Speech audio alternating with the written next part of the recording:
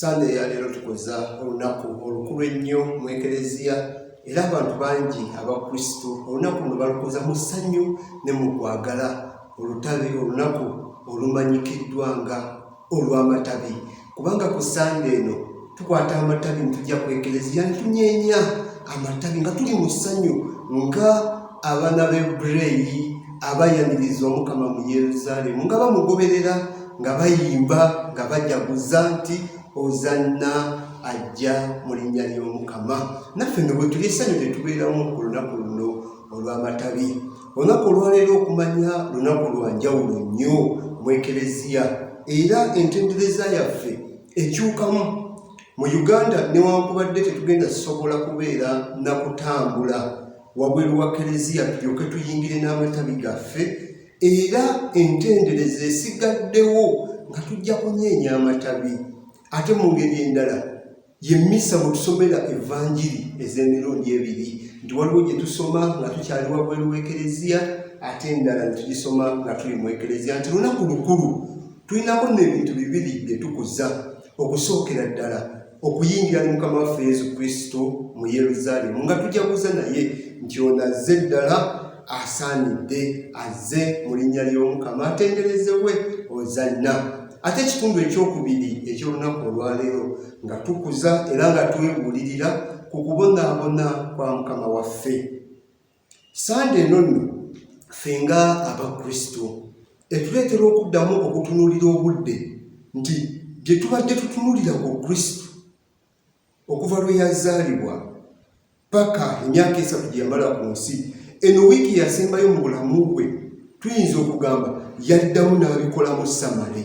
Era bwe tugenda okuza olwaleero Monday, Tuesday, Wednesday, Thursday, Friday, Saturday okutuuka ku mazuukira ga Kristo, obulamu bwa Kristo bwonna tugiyinza okugamba tutuuka ku kufunzibwa kwabyo, tutuuka ku byo okuddamu okwolesebwa obulungi mu bulamu bwaffe ffenna. Tuddemu twetegereze Omukama.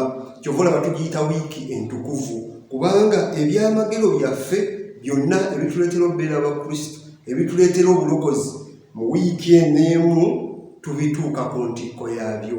Era bwe tutyo nitujaguza nti oyo Omukama eyajja okutununula ku nkomerero ya wiiki eno entukuvu ate agenda tuwa obulokozi ng'afa ku musaalaba ate n'azuukira. Bwe tutunulira nno wiiki eno tuddamu okujjukira Kristo ono gwe tugoberera gye tuvudde naye. Bino ebintu bye tugenda okuza mu wiiki eno, ebyamagero bye tugenda okuza bigenda kufundikirirwa bitya, bigenda kubikkulwa bitya. Bwe tujjukira okulangibwa nnyaffe Bikira Mariya nga malayika gaabudde lyamugamba oliba olubuto kubanga oli omutuukirivu, n'amala n'afuna olubuto, Yesu n'azaalibwa, Yesu n'akola ebyamagero, n'ayigiriza, n'akola ebintu bingi nnyo nga mazima. Abamuwuliranga bagamba enjigiriza ye teri ng'ey'abalala, ono alina obuyinza obusonyiwa n'ekibi. Abamu ne bagamba nti avumye Katonda, agamba atya nti mwana wa Katonda. Mu wiiki eno tujja kuddamu okulaba nti Kristo agenda tuuka ku musalaba, bennyini abo abaali batakkiriza bagambe kituufu abadde mwana wa Katonda. Ate n'ekirala bingi bye baamubuuza mujjukira nga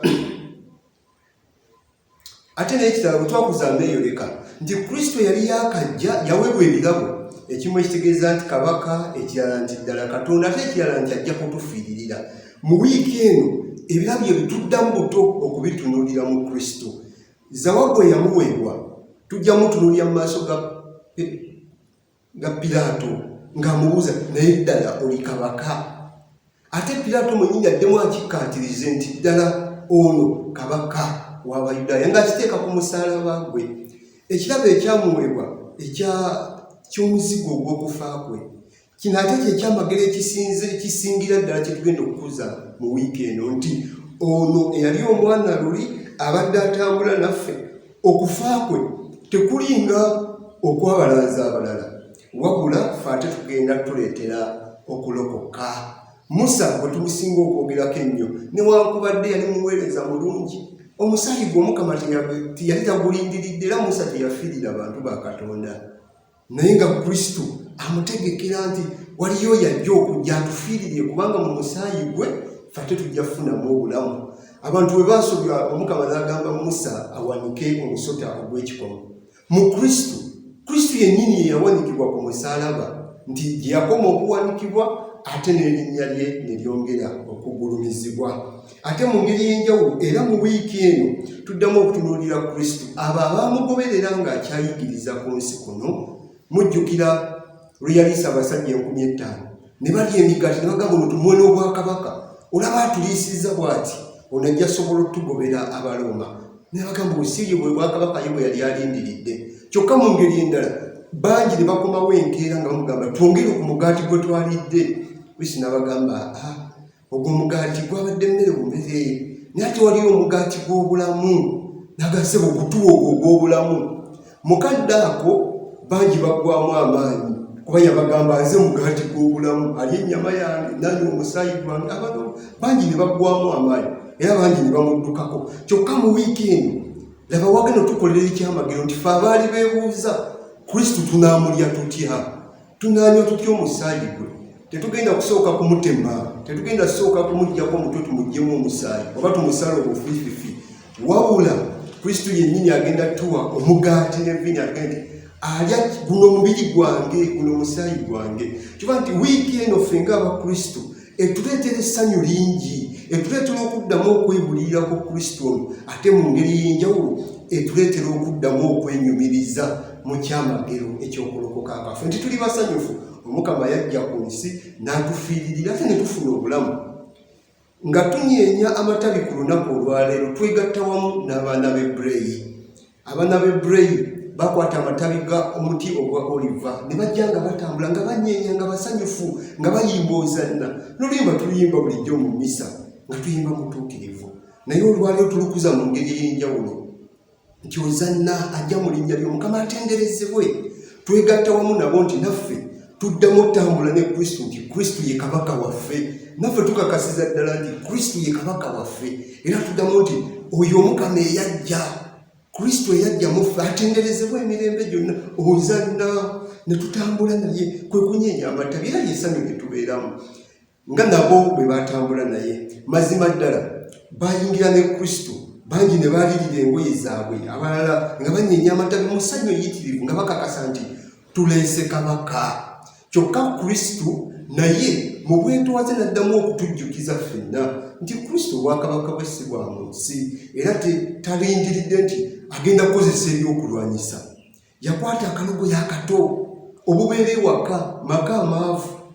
Kabaka Nabaki, kabaka twandimusuubidde kugira ku mbalaasi, ku ndogoyi ziri ennwanyi, embalaasi ennwanyi, okujja n'abasajja abasirikale abakutte amafumu, abakutte obusaale. Naye Kristo yajja akalogo yakakola emirimu egy'awaka, nti ng'ayongera otulaga nti ye obwakabaka bwe tazze kutwesibako na mmundu, tazze twesibako na byakulwanyisa, wabula obwakabaka bwe abufuna era agenda butambuza mu bwetoowaze n'okugondera Omukama be yamutuma. Era bw'atyo ajja kwongera okutulaga mu wiiki eno mwennyini nti abo bonna bonna abaagala obbeera abaami, abo bonna abaagala obbeera abakungu mu bwakabaka bwe, tulina kubeera baweereza. Tetulina nnoonya byakulwanyisa, tetulina nnoonya ntebe za kitiibwa, wabula tubeere abaweereza ate n'ebirala Omukama yennyini mu bwakabaka bwe.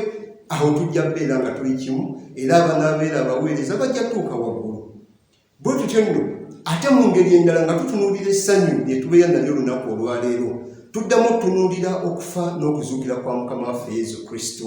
Abaana b'Ebreyi bakwata amatabi ag'oliva ne bagabira n'Omukama nga basanyuka. Essanyu eryo nno tutunuulira Kristo nga tujaguza, nga omulimi bw'atambula nga nti nina ebikungulwa byange bingi, nfunye ebyokukungula bingi, ndi mu ssanyu nti kati tuva mu nnimiro ebikungulwa twambuka ku lusozi ne olive seeds tugenda okujjamu omuzigo mu omuzigo ogwa oliva tugenda okujja mu miti kati n'essanyu lye tulina bano bakwata emiti ddala nga bakasa nti akadde katuusa ak'amakungula kyokka ekisinga okwewuunyisa ng'amakungula era bwe batwala ku makungula Yesu Kristo baali tebamanyi nti mu ssanyu eryo ddala baali batuukiriza bulungi nti ono ayingira mu Yeruzaalemu ayambusa olusozi luno n'otuuka ku ntikko ya Yeruzaalemu ayongere okuwanikibwa waggulu nga akaliga akagenda okuttibwa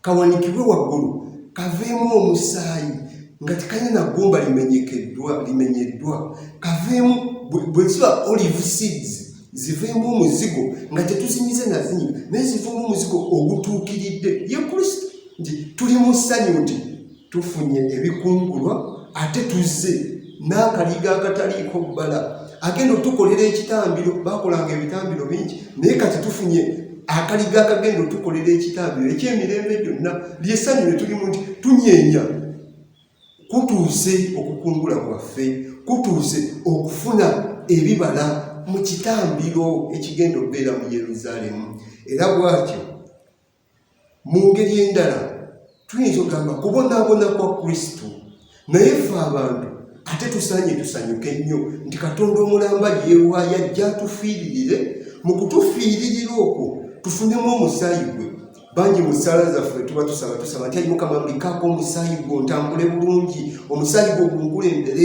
gumponye obulabe nga tukuza wiiki eno tusanyuka nti ekyamagero ekituwa omusaayi gwa Kristo tukituuseeko okukungula kutuuse omusaayi tugenda gufuna ate si kyokka n'obulamu obutaggwaawo nti Kristo bw'afa n'azuukira bonna abamugoberera nabo bajja kufa mu mibiri kyokka ate balindirire okuzuukira mu bulamu obutaggwaawo.